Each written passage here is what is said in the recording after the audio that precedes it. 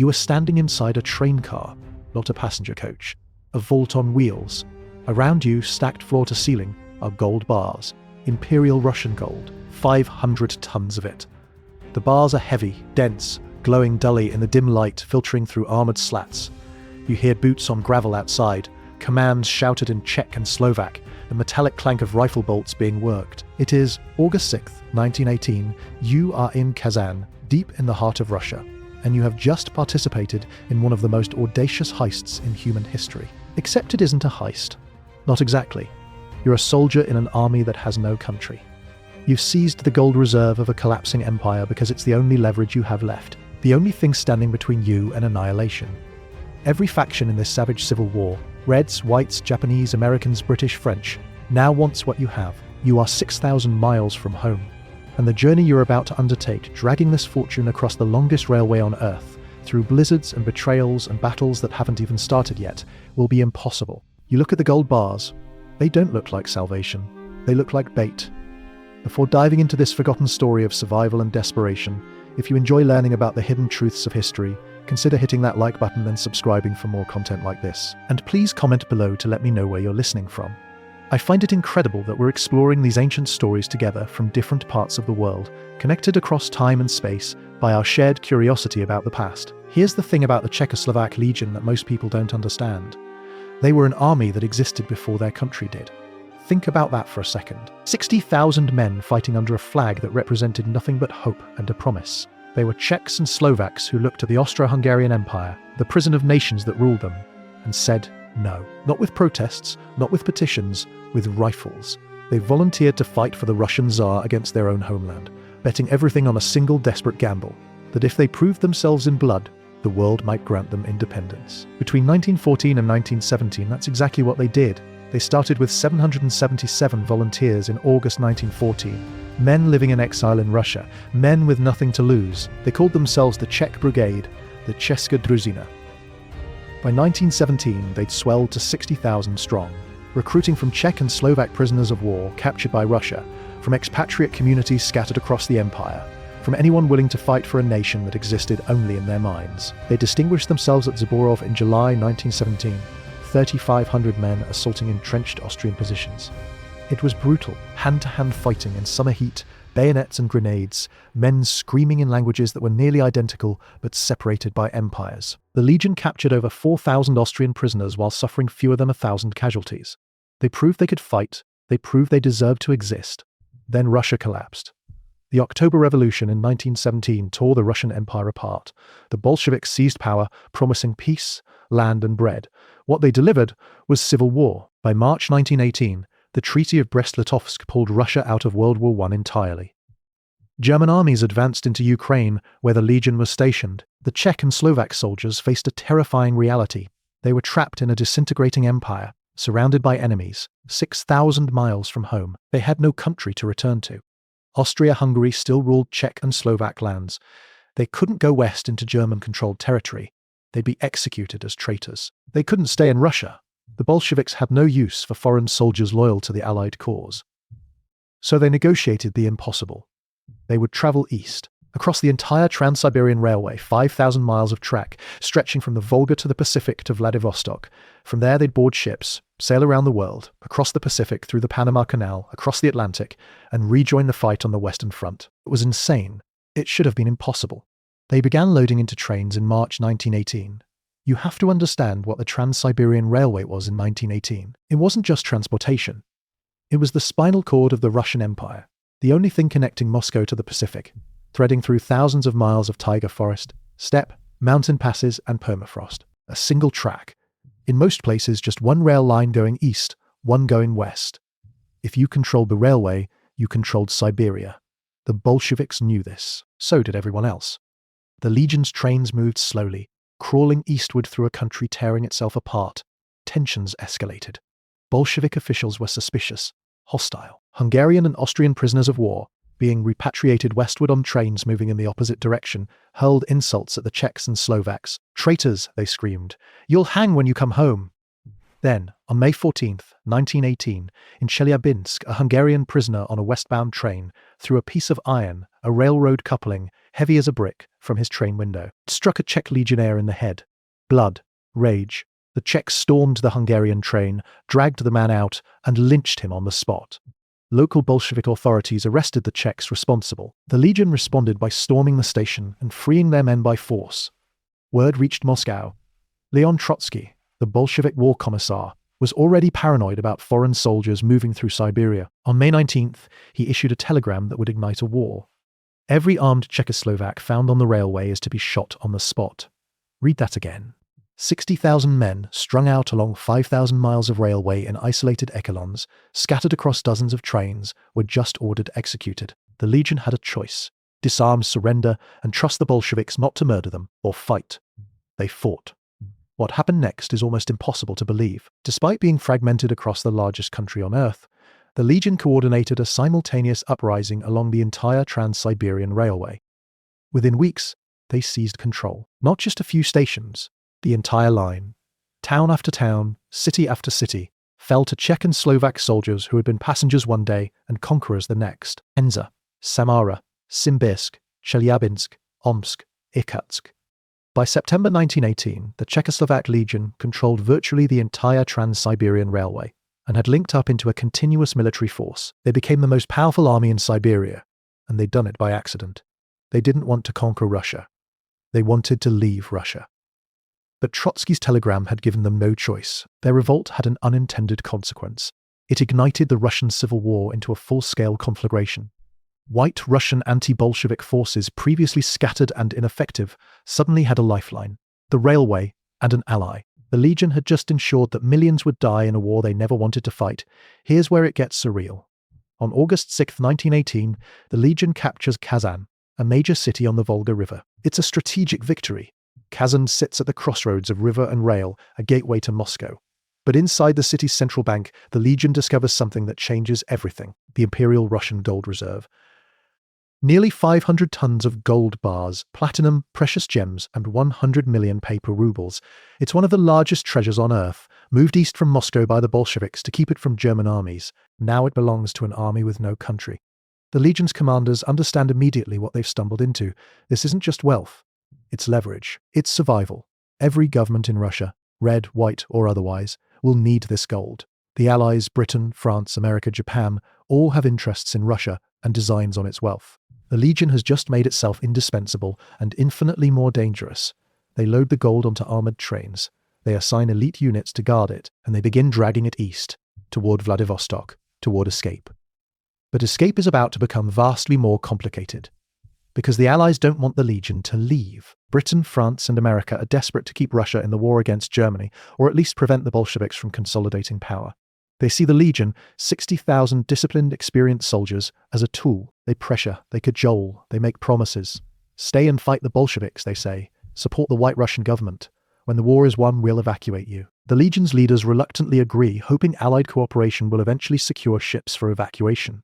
So instead of continuing east to Vladivostok, the Legion is redeployed west to the Volga front. It's a nightmare, an 800-mile line. Only 15,000 Legion troops facing 4 Red armies. They're outnumbered, undersupplied, and furious. They didn't come to Russia to fight Russians. They came to fight Austro-Hungarians. Throughout the summer and fall of 1918, they hold the line, bleeding for a cause that isn't theirs. Then the news arrives. On October 28, 1918, Czechoslovakia declares independence. The Austro-Hungarian Empire is collapsing. The nation they fought for, the dream they bled for, exists. It's real. And they're not there. They're 6,000 miles away in the frozen hell of Siberia, fighting someone else's war. When World War I ends on November 11, 1918, the Legion mutinies, not violently, but absolutely. Why are we still here? They demand. We have no reason to be here. Morale disintegrates. Soldiers desert. Entire regiments refuse orders. Officers lose control. The men voted with their rifles to come here. Now they're voting to leave. Let me paint you a picture of what life looked like for these men in late 1918 and 1919. They're living on trains. Literally. The Trans-Siberian Railway has become a mobile nation. The Legion has transformed their trains into armored fortresses, field artillery mounted on flat cars, machine guns in boxcars, firing slits cut into the wooden walls, infantry sleeping in heated passenger coaches, supply cars, hospital cars, printing presses publishing newspapers, banks issuing their own currency, even theatres where soldiers stage plays to stave off madness. It's a civilization on rails, a country on wheels. They move slowly, sometimes only a few miles a day, because the track is single line and clogged with military traffic, refugees and White Russian armies also trying to use the railway. Imagine the frustration. You can see the horizon. You know Vladivostok is out there, 2,000 miles east, but you're crawling at the pace of history's slowest retreat. The cold is merciless. Siberian winter doesn't arrive gently. It descends like a hammer. Temperatures plunge to 40 below zero. Men suffer frostbite standing guard on flat cars. Locomotives freeze and crack. Water for the engines must be melted from snow. Soldiers huddle in overcrowded coaches, burning whatever wood they can scavenge. Disease spreads. Typhus. Dysentery. The Legion's hospitals overflow. Men who survived bullets die from illness. And the politics. Dear God, the politics. The Legion finds itself trapped in a web of competing interests that makes the battlefield look simple. The Bolshevik Red Army wants to destroy them.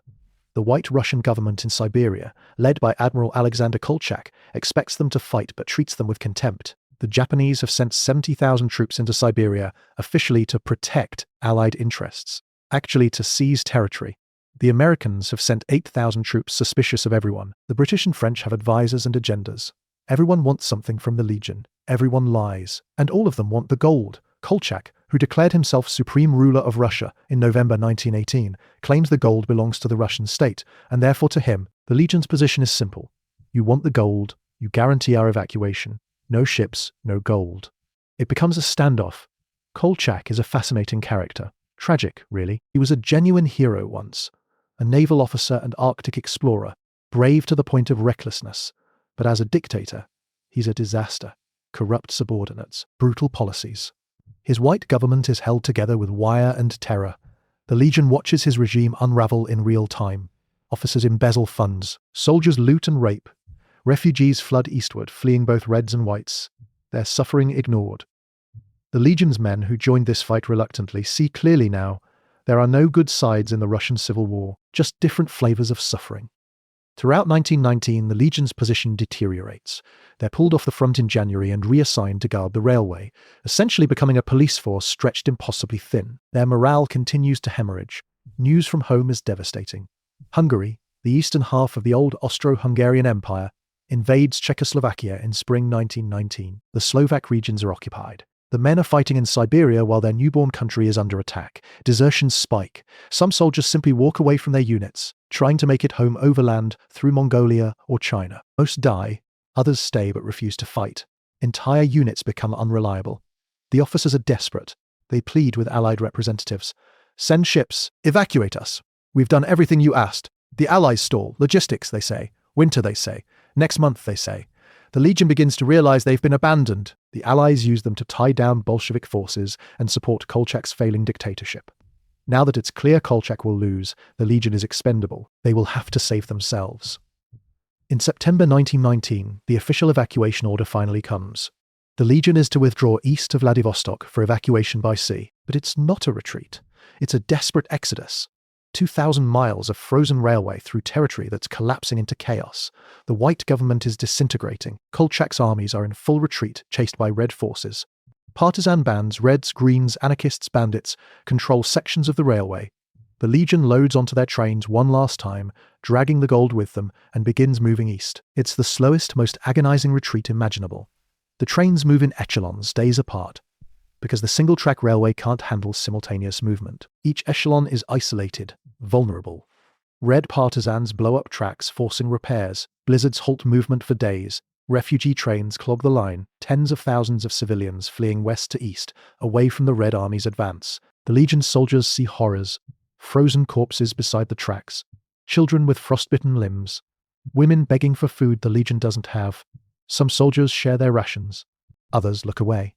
What can you do when you're trying to survive yourself? Then comes the betrayal.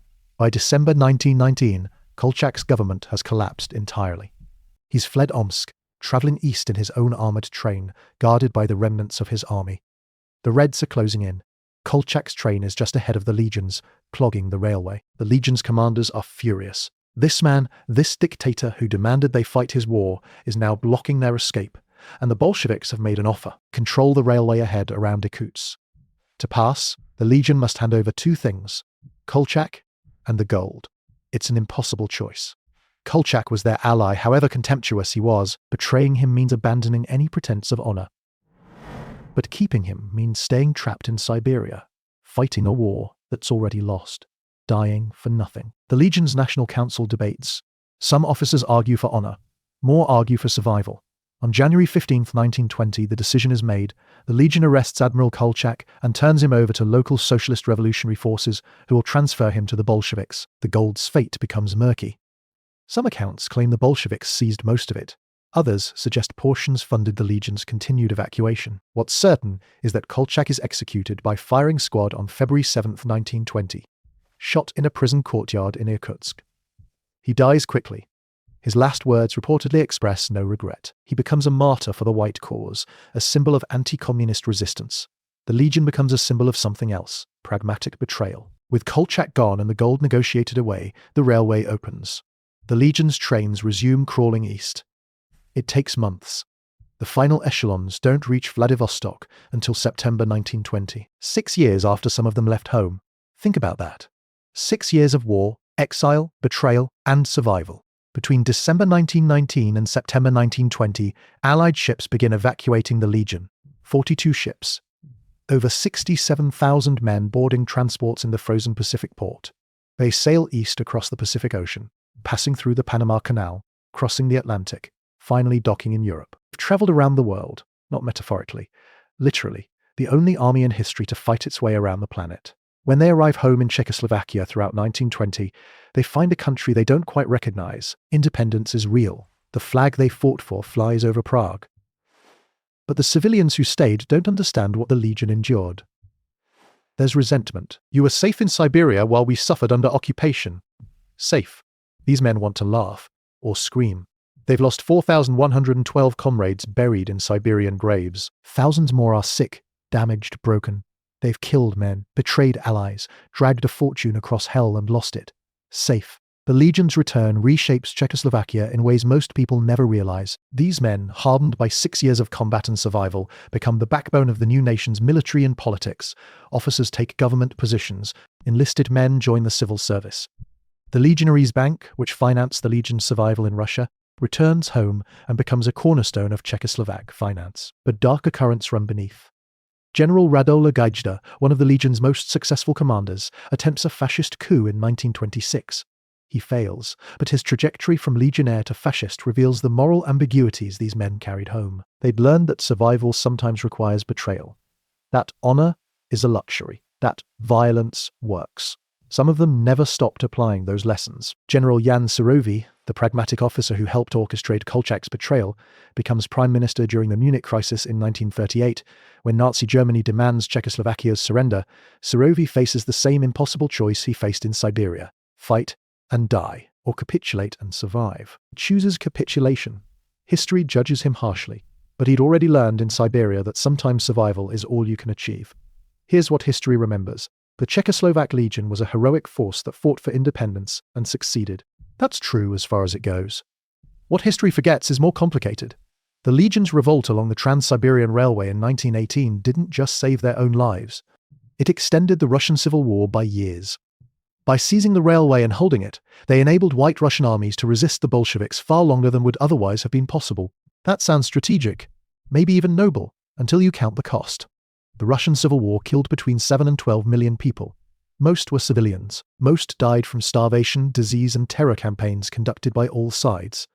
The Legion didn't cause the Civil War, but they prolonged it. Their actions had consequences that rippled through millions of lives. Men froze in labor camps. Women starved in besieged cities. Children became orphans. The Legion's officers knew this. They watched it happen, and they chose their own survival anyway. Can you blame them? I don't know. They were trapped in an impossible situation, making impossible choices. But good intentions don't erase consequences. Let's talk about the gold for a moment, because it haunts the story like a ghost. Nearly 500 tons of Imperial Russian gold, platinum gems, one of the world's greatest treasures. The Legion seized it in August 1918 and guarded it for 17 months. Then they traded it away in January 1920 for safe passage. Most historians believe the Bolsheviks took the bulk of it, using it to finance their war effort, and later to stabilize the Soviet economy. Some gold allegedly funded the Legion's evacuation, ship charters, supplies, bribes, but no one knows for certain.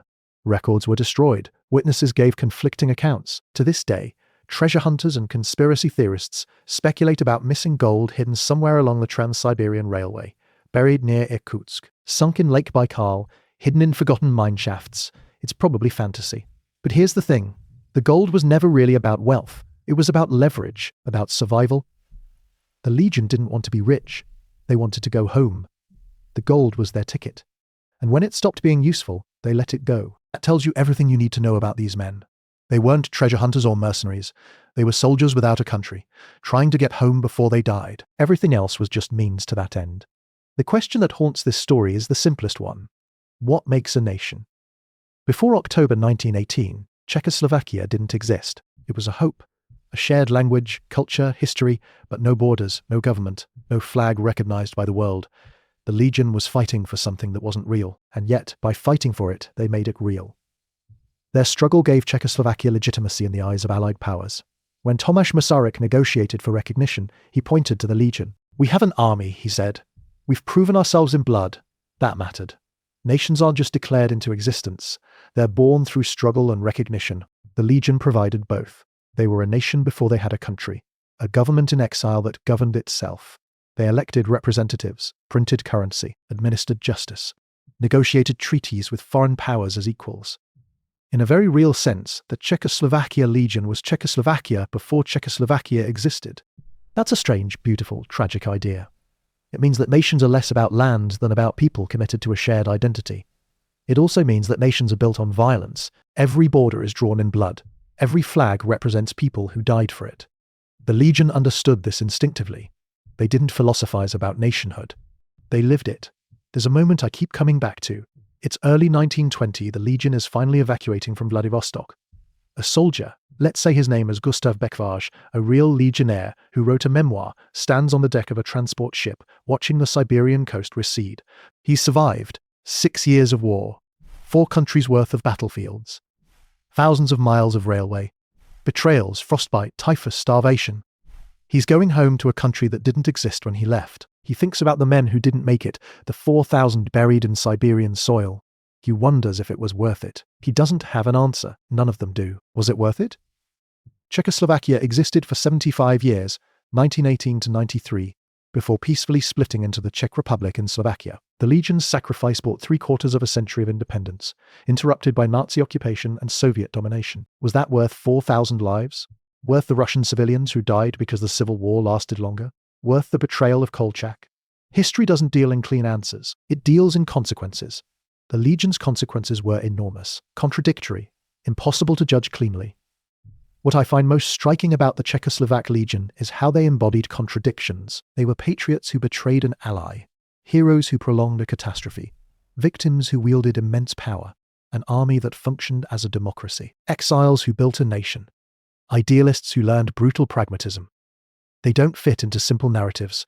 You can't call them purely heroic without ignoring the suffering they enabled. Can't call them villains without ignoring the impossible position they occupied. They were human beings trapped in history's gears, making decisions with incomplete information and no good options. Every choice was a compromise. Every victory came with a cost. That's war. Not the sanitized version taught in classrooms, where good defeats evil and heroes triumph. The real version, where good people do terrible things because the alternative is worse, where survival requires betrayal, where the only way home is through hell. The Legion walked through hell for 6 years. They emerged on the other side, scarred and haunted, carrying a nation on their backs. They gave Czechoslovakia its birth certificate, written in Russian blood and Siberian snow, and then they tried to forget. Most never spoke about it. The memories were too painful, too complicated, too stained with moral ambiguity. We remember the Legion today, when we remember them at all, as a romantic adventure, an army fighting its way around the world. Isn't that exciting? Isn't that cinematic? Yes. It's also a story about men trapped by circumstances beyond their control, forced to make choices that would haunt them forever. It's about the cost of nations, The price of survival. The weight of impossible decisions. It's about 60,000 men who wanted one simple thing, to go home, and found that the road home led through 6 years of hell, across 6,000 miles of frozen railway, through betrayals and battles and moral compromises that would define them forever. They made it. Most of them. 67,000 soldiers evacuated, 4,000 left behind in graves scattered across Siberia. And one nation, Czechoslovakia, born from their struggle. Was it worth it? Ask the men who died in Siberian graves. Ask the Russian civilians caught in the crossfire. Ask the Czechoslovak children who grew up in a free country. You'll get different answers. Maybe that's the point. History doesn't offer clean lessons. It offers complicated truths. The Czechoslovak Legion's truth is this. They were ordinary men who did extraordinary things in pursuit of a dream. The dream came true. But dreams are expensive. The price was measured in blood, betrayal, and gold dragged across the longest railway on Earth. If you enjoyed this story of survival against impossible odds, please subscribe and hit the like button, and tell me in the comments. Knowing what you know now about the moral compromises the Legion made, do you think they were justified? Could you have made the same choices in their position? I'd love to hear your thoughts. History isn't just about the past. It's about understanding what human beings are capable of when pushed to the edge. The Czechoslovak Legion showed us both the best and worst of what that means. They were heroes and pragmatists, victims and agents, betrayers and builders. They were us, thrown into circumstances we can barely imagine, trying to find a way home. They found it, at a cost that still echoes a century later.